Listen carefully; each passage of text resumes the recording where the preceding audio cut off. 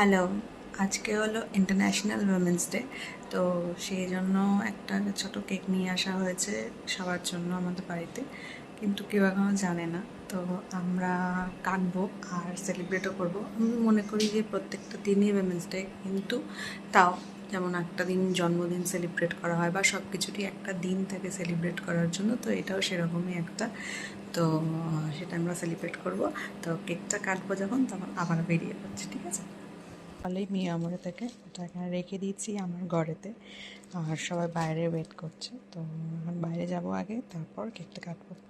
এখানে কেকটা রেডি করছে আর পিছনে চলছে ইন্ডিয়ার ম্যাচ। হ্যাপি ওমেন্স ডে, শুভ নারী দিবস। তোমরা কেক কাটো, একে অপরকে খাইয়ে দাও। সবাই একসাথে বসে পড়েছি কেকটা কাটার জন্য, আর কেকটা কেটে খাইয়ে দিচ্ছি একে অপরকে।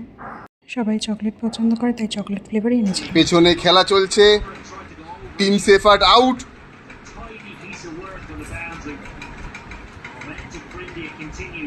এবার আমার দাদা গিফট দিয়ে দিচ্ছে।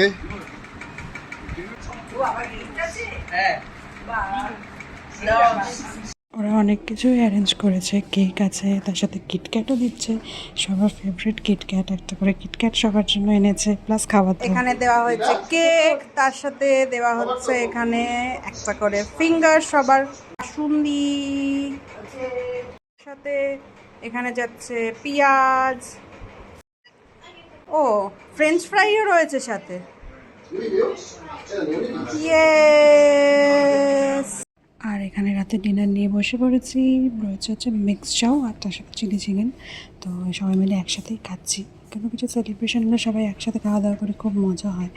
আর এদিকে কোল্ড ড্রিঙ্কসও ছিল, তার সাথে আইসক্রিমও ছিল। আর সব থেকে বড় কথা হলো টিম ইন্ডিয়া জিতে গেছে ফাইনাল। সো সেইটার আনন্দেই এখানে আইসক্রিমটা খেয়ে নিই। চলো টাটা।